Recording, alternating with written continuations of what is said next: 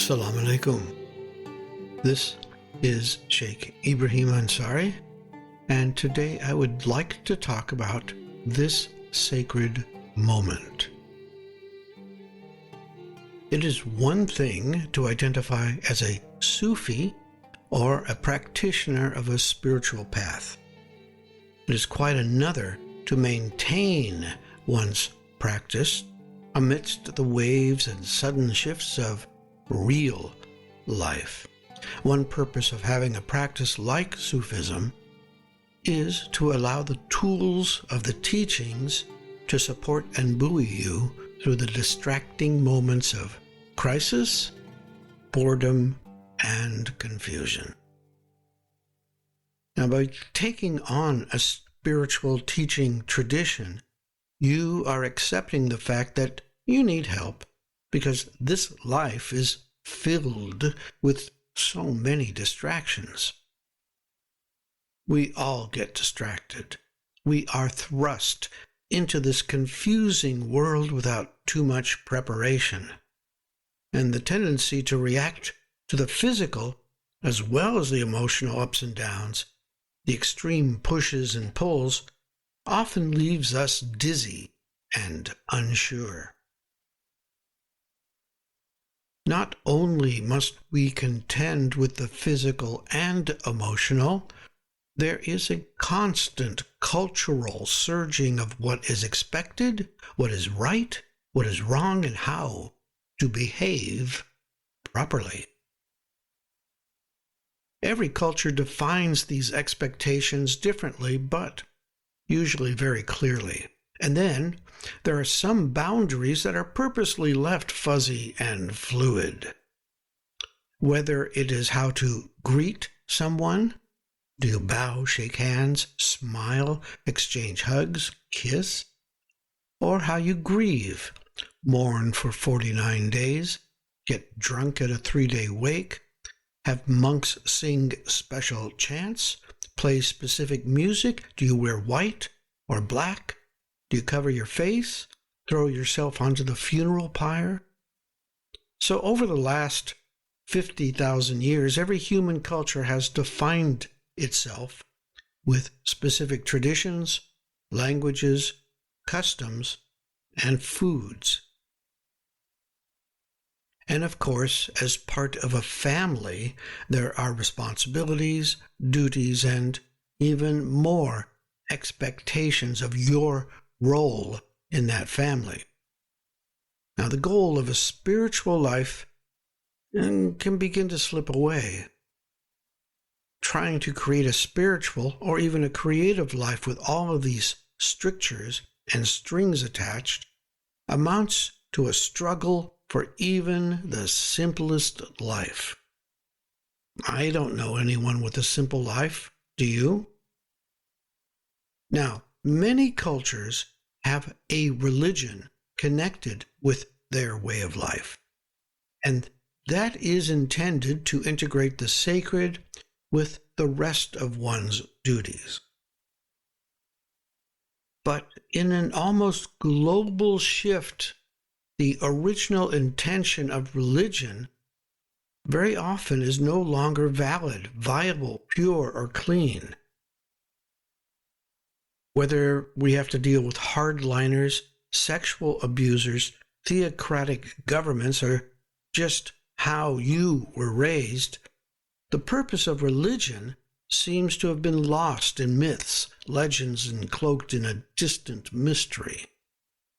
Now, if you're born into a religion, it's very hard to shake off the hard wiring of guilt, hell and heaven, the reward and punishment system, and the view of how the soul works. So, here we have a seemingly limited horizon of things that must be done in a certain way and at a certain time. We have built an uncomfortable suit of expectations. Can we strip it off? Can we at least have it let out? How can we grow in such an environment? One way to approach solving this existential puzzle might be to ask some basic questions. And these questions might initiate answers that support a way to show us how to live as a whole, integrated person. One question that seems to require some foundation shifting is, what and where is the joy? What uplifts your heart? What brings peace, contentment, and gratitude to your being? To learn the answer, we've got to turn away from the outer world and look deep within. And don't bother to compare yourself with others. This sublime point is yours alone and is unique to you. Now, this can be as simple as walking in the woods, or the desert, or a mountaintop. It could be the sound of rain on a car roof, sitting at the beach, watching children play, or even cooking spaghetti. There are inner joys as well as shared joys, like the one of sitting down with your friends for dinner, telling stories, or playing tennis. The point is that finding your joy is the beginning of finding purpose and meaning.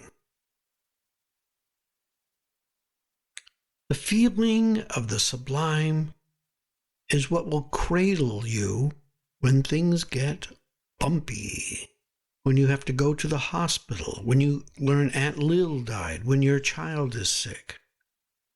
The taste of Allah is what gives meaning and purpose to all the weavings of life's tapestry that you are a part of.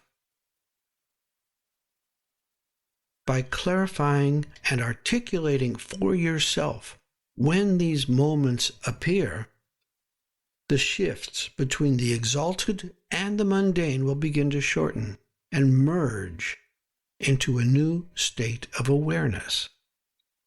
This is becoming Insan-e-Kamil, the integrated human being, able to lovingly wash the dishes and do the taxes. This moment becomes sacred as you hear children laughing next door as you take out the trash. This is the essence of the Zen experience summed up by this famous quote: "Before enlightenment, chop wood, carry water. After enlightenment, chop wood, carry water." The purpose of the Sufi and spiritual training exercises are to help you reach this synthesis of the divine and the material. This is why we continually talk about and practice gratitude, surrender, trusting in Allah, service, adab, rabita, and zikr. These elemental blocks fit well together as the essential tools for becoming an authentic and useful human. The other part of this recipe is that you are hearing me and you're hearing ideas. These are words, and these are just words.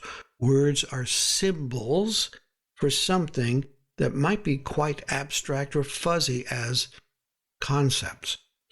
So you need to crack their shell of the hard bitterness and actually chew on the nugget to release the flavor of experience. For their actual power to be released within you, the ideas that I'm talking about need to be experienced viscerally with guidance and care. And though you may want to try and do it, it just can't be done by yourself. There is a barrier. But go ahead and attempt it on your own. But you'll always end up just outside the garden wall. There's no way in, even if you bang on the walls, shout, or cry. However, when you are ready, you will be invited in, usually by someone already in the walled garden. This is now.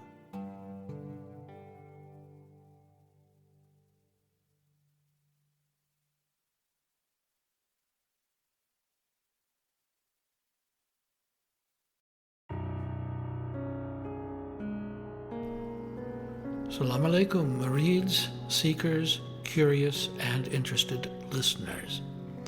We appreciate you and are happy to share our Sufi message. Your donation will help support our Sufi Center in Sydney, where we do zikr, sohbet, spiritual counseling, and healing services. We believe the message should be free, but it costs equipment, rental, services, software, and hardware to get this to you. So thank you for choosing our podcast among all the millions available.